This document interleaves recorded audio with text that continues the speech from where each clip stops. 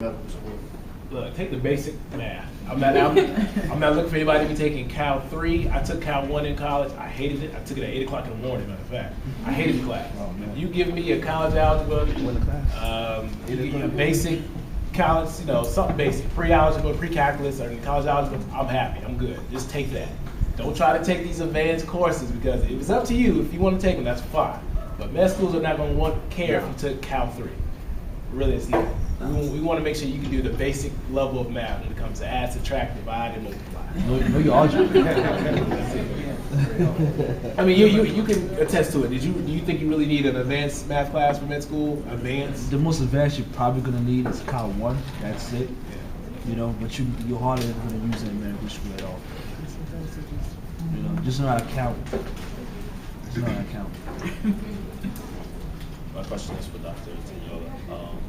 What would you say, which part of your college career was most difficult, and what advice would you give to, the students here today about that part of it? I'm sorry, can you just speak up and ask that question again so everyone can hear? I said, which part of your college career was most difficult for you, and what advice would you give to the students here today?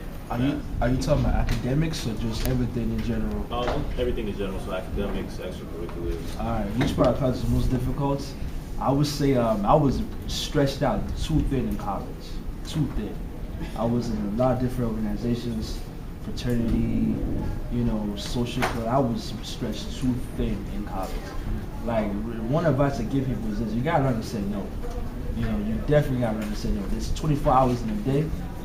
Your 24 hours, you spending it on other people, you spending your time trying to get better.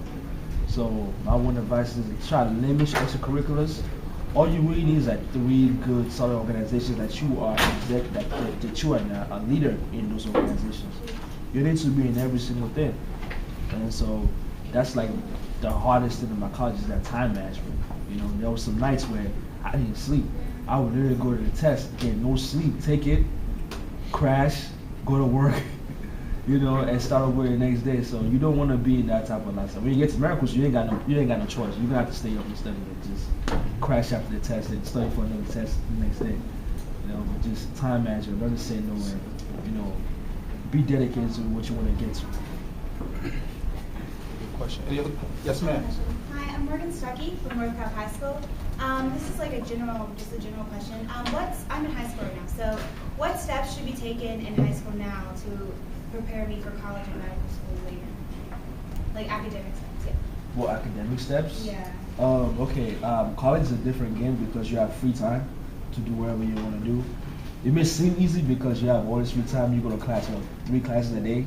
You're not in class all throughout the day. And the steps you could take is this: just on your free time, just try to get better at something. In college, no one's going to tell you to study. No one's going to tell you to study. You got tests coming up. You might have like 5 tests for the whole year. You can't fail those tests. No one's going to force you to do anything you don't want to do in college. So you have to be self-motivated when you get to college. You got to tell yourself, okay, I got a 3 o'clock class. I got a test coming up in 2 or 3 weeks. I know I need to start studying right now so I don't have to cram, and do bad on the test. Just really force yourself to take the initiative to, want to do well. I guess I would also add, college is a good time. I went in knowing that I wanted to do biology, but that's the time where a lot of people don't really know and they go in between different. So as early as you can figure it out, but there's really no rush. Use that time to make sure you find something that you have a passion for. And then just time management. Always do your work first, because you'll have more fun partying after knowing you've done what you had to do. So, and just, you all really know what to do already, because you're here, I feel that. So just continue, keep shining and just do your work, and you'll basically get to where you need to go. Just keep on at it. I would like to add that it's good to have something that's going to give you discipline. I didn't have a lot of time in college or high school, or in my case, I went to PA school, because I was a student athlete. And what that helped me with was my discipline. I just didn't have any time to really fool around. I was traveling a lot, living out of suitcases with the tennis team. in college. And I went to an undergraduate where there really wasn't any incentive to like have somebody to mentor you. Unfortunately, it's kind of like you're here, do what you got to do, find it on your own. That was kind of difficult, but it actually helped me when I went to PA school because I was used to being self-motivated. So that being said, you don't have to be a student athlete. I'm just saying, find something that's going to give you some discipline where you have to, you know, have your time set aside to do what you need to do. My roommates, I had one that was a freshman, I was a senior, and they had to find somewhere for her to go. Spent literally most of her time partying, doing whatever, coming in, throwing up or whatever. And the thing about it is, when she got her first F, I said, welcome to UAB. Because she thought, oh, this is gonna be so easy. Came in with a kind of attitude of being really cocky, like I'm a really good student. It's not about that at all, because you're with a lot of people who are really good students, so. Good question.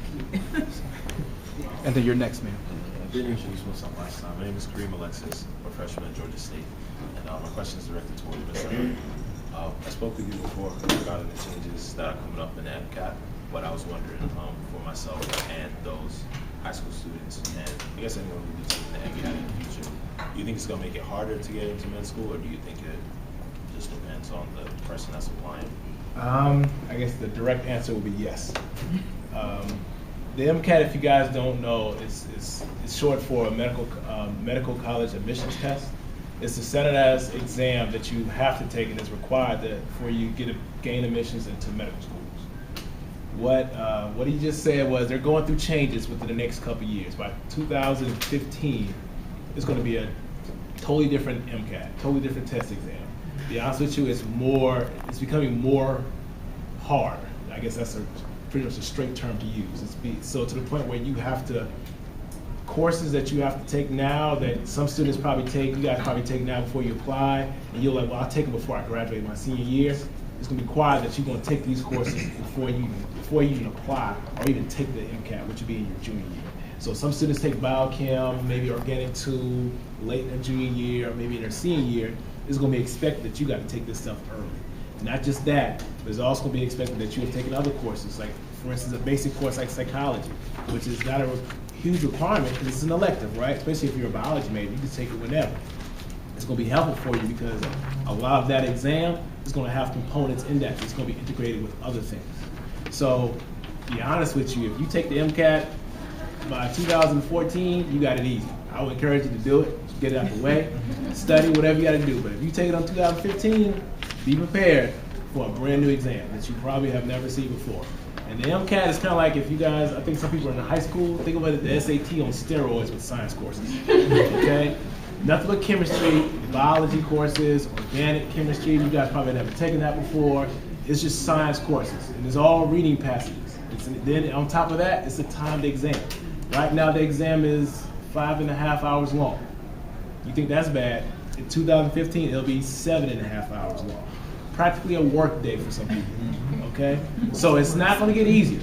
So the best thing that you can do at this point, especially if you are, because I think it's the freshman class now coming in, and then everybody after that, just listen to your pre-auth advisors, reach out to admissions people, make sure you take your classes when you're supposed to take them. Normally schools have a track that you can check off when your courses are, when they're expected for you to take those. Don't bypass it. Just go ahead and do what you got to do. Because you're in college to do what? Get education. If you want to party and all that stuff, you can say that for the weekend, you can say that for spring break. They got stuff at Cancun, all that stuff like that. Just save that. You have plenty of time to have fun.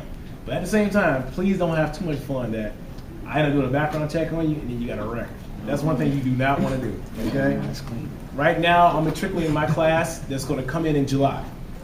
We do background checks on everybody. If a person has a DUI on there, automatically I cannot accept you. It's done.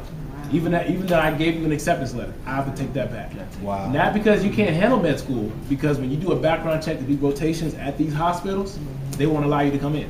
They don't want anybody that they feel can be suspected of being influenced by either alcohol, drugs, or anything like that. So you're automatically canceled out, regardless if you've been accepted.